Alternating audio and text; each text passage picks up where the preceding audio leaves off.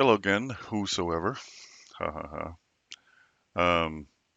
So I was going through Jeremiah, and I don't know what I was listening to. I listened to the Bible a lot instead of reading, uh, because it lets me hear more, so I get a bigger picture.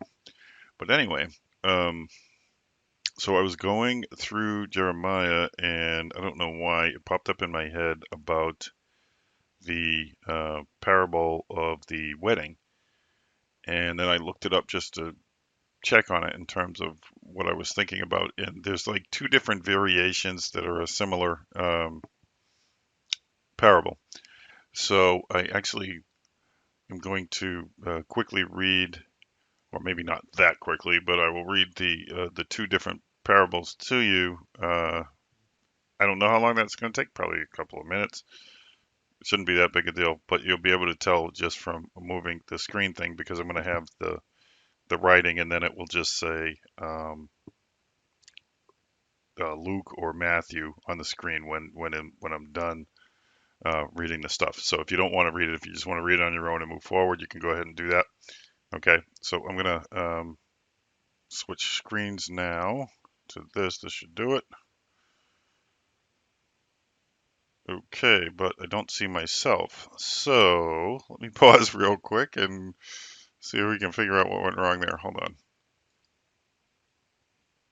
Okay, folks, back, and as fate would have it, my daughter's dog was barking after I shut it off, so I guess I probably would have had to redo whatever. Well, not really. I would have just rolled with it. But anyway, um, let me get reacclimated here. So I'm going to read the passages, and then so they'll be covering where it says Luke and Matthew, literally covering. And then so if you don't feel like hearing it, you can just fast forward to when you see Luke and Matthew again. All right, so let's get started. All right, I guess I'll start with Matthew because that's the one that I'm seeing here. Okay, so it's Matthew chapter 22, and starting at verse 1. And it says, And Jesus answered and spake unto them by parables, and said, The kingdom of heaven is like unto a certain king, which made a marriage for his son, and sent forth his servants to call them which were bidden to the wedding. And they would not come. Again he sent forth other servants, saying, Tell them which are bidden, Behold, I have prepared my dinner, my oxen and my fatlings are killed, and all things are ready. Come unto the marriage. But they made light of it, and went their way, one to his farm, another to his merchandise. And the remnant took his servants, and entreated them spitefully, and slew them. But when the king heard thereof, he was wroth, and sent forth his armies, and destroyed those murderers, and burned up their city. Then saith he to his servants, The wedding is ready, but they which were bidden were not worthy. Go ye therefore into the highways, and as many as ye shall find, bid them to the marriage. So those servants went out into the highways, and gathered together all as many as they found, both bad and good. And the wedding was furnished with guests. And when the king came in to see the guests, he saw there was a man which had not on a wedding garment. And he saith unto him, Friend, how camest thou hither, not having a wedding garment? And he was speechless. Then the king said to the servants, Bind him hand and foot, and take him away, and cast him into outer darkness. There shall be weeping and gnashing of teeth. For many are called, but few are chosen. Okay, so that's the first one. Let me go set up the second one. So I'm going to pause again here. Okay, so this is the similar Luke version.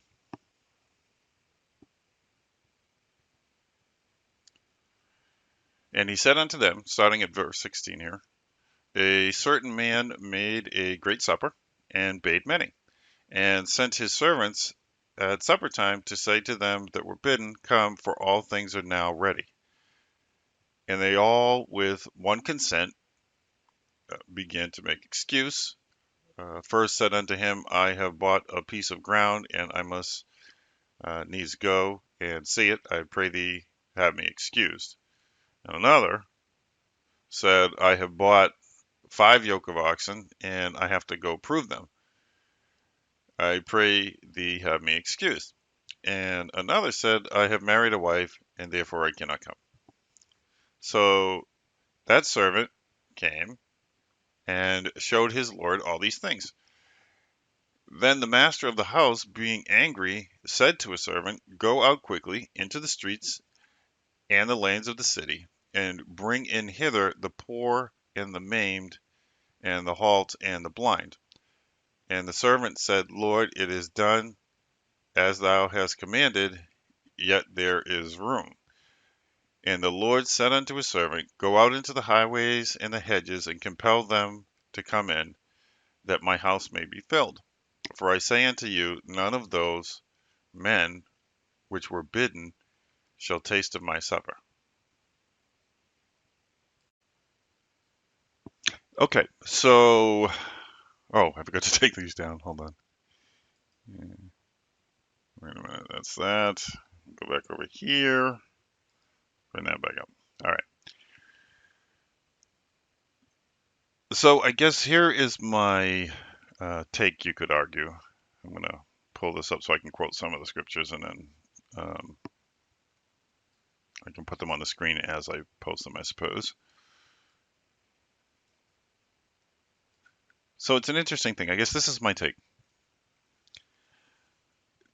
There's a lot of times when people talk about following the law, and I'm not going to go into too much detail about this in this particular uh, time, but I just find it interesting that the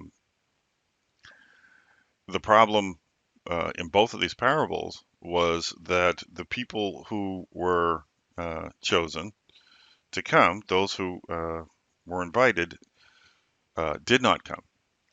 And as a result, quite frankly, um, God, if assuming that God is the Lord in both of these instances, um, reduced his standard in order to fill the place, right? So that basically those people who should have been in a position to recognize the value of going um, and going, and so those who went, they did not take it seriously, and so um, God's option was to, I don't know, I guess he could have tried to force them to come, or he could have, uh, postponed the wedding or whatever. But he chose to say, "Hey, um, forget about those people. I'm going to just bring in other people so that we have guests." And so I guess sometimes I see it go back and forth with people about following the law and not following the law. And I have, like I said, I have a whole take on that. But I think it's interesting that we should really note that God kind of reduced the standard um, on our behalf so that we could get into the wedding, because it was like, well, how you can't really like take people who weren't worthy to begin with and then be surprised when they don't um, meet the standards that you had set, right? I guess you could say. So when we look at something like when I think it was Stephen, it was either it might have been James. I think it was James actually. So when James talks about how the Gentiles, we don't need to burden them beyond not drinking blood, basically, and eating from idols and these types of things. A couple of things saying, let's not burden these people any further. So I don't think that per se negates the value and or I'm just going to say it, that necessarily the commission of Jewish people that they might want to keep the law. Okay. Uh, it's simply saying that if you're bringing, if we're bringing in the Gentiles who are not basically listed, why they wouldn't have the same standard? They're not the same people. They weren't under the same contract to begin with. Um, why would we try to force that situation when it's going to be harder for them to do it because it's not the culture they came from. But what's interesting to me, it's not in both of them, but in one of the two, uh, it talks about how one of the guests didn't have on a wedding garment, and the the lord of the banquet finds him without a wedding garment, and he throws him out, right? He worse than throws him out, but we'll just leave it at that. He throws him out.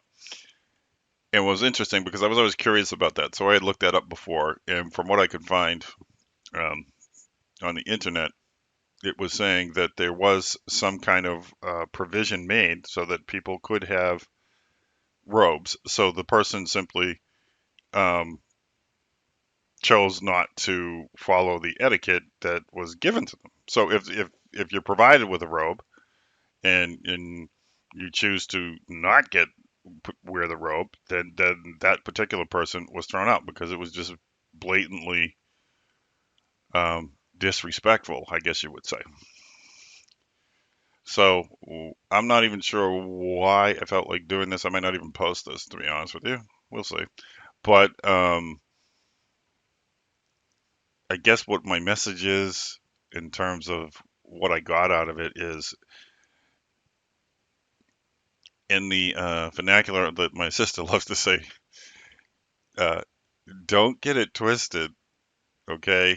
Just because you got invited to the wedding doesn't mean that you can do whatever you want, okay? So there are limits, and we need to recognize that, or you're going to end out outside. I guess that's my whole thing. As far as the law goes, in terms of a quick summary of the way I look at it, and maybe I'll talk about it more if there's interest in it or whatever, or if I just feel like it. But I look at the law more as not something that uh, you have to do, but you have to ask yourself, what is it about the law that makes you not want to do it? Like when did you actually go through and read what it says, and um, which things are bothering you about it? I don't know if that makes sense or not. Uh, because to me, just because uh, my parents don't tell me as an adult to go outside with pants on doesn't mean I go outside without pants. You know what I'm saying? So the only way that I would think that somebody would dismiss the um, the Old Testament laws, well, some of them obviously were embedded in the culture of that time, but beyond that, I would say it's because you don't think that they have any value after Jesus came, died, resurrected, and brought forth the way of salvation. And I guess my response to that is I don't. Okay, they had a commercial on TV years ago. It was a it was a stockbroker commercial, and it was this company called EF Hutton. And so everybody was walking around, everybody was busy and everything, and then somebody would ask the guy from EF Hutton a question about stocks. Okay, and when the guy from EF Hutton was getting ready to say what he would say, everybody, like you got like all these people and everything, they just stop um, to hear what he has to say. Why?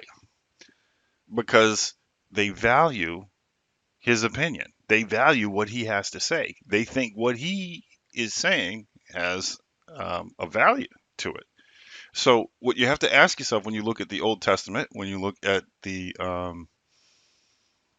the law, okay, no, even if you don't have to follow it, why would you think that what God put in place was nonsense? Why would you assume that it had no value?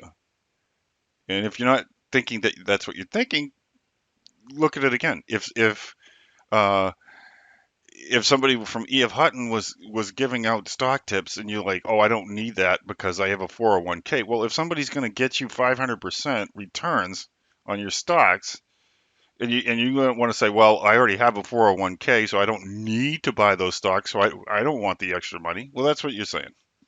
You're saying I don't just because well, if I don't have to do the stuff that God's recommending, then I'm not going to do it because I'm only going to do what I have to do. That's You could do that, but there's tiers to what you're going to get out of your spiritual life during your lifetime. And if it's more important to you to keep digging and digging, then you should probably look into certain things and see if they have any merit. Now, I don't think that somebody who thinks that they're checking off a list of things to do, um, and then this happens sometimes, and some of those people tend to be legalistic, and then they run around trying to lord that over people, and basically they're just not nice people, so that they don't really have like a they're not representing the kingdom as a light of the world. They're just checking off a list and they're trying to pretend like that makes them righteous. Well, I'm not even remotely saying that. But what I am saying is that, you know, even if you didn't have to keep the Sabbath, why wouldn't you? Just like even though you don't technically, in my opinion, have to get baptized uh, to be saved, why would you go out of your way to disregard what Jesus said? If you have an opportunity to get baptized, why wouldn't you get baptized? Like, okay, so if God says, certain things in the Old Testament in order to prosper the people, and He's saying to follow these rules, why wouldn't you look at those rules and try to the degree that you can to integrate those things into your life? Because it's like, well, if God said it, it must have some kind of value. All right. Well, I'm sorry. I'm starting to rant here. Um, anyway, you can put your thoughts if you want, or not. But I would think it would be a great thing if we could start spreading the mindset to people, not to look at the law as a burden, but to look at it as an opportunity and a set of strategies that God has given to the people that we have access to. Okay, so it's nothing to do with works. It's about trying to get ahead and to use everything that's available.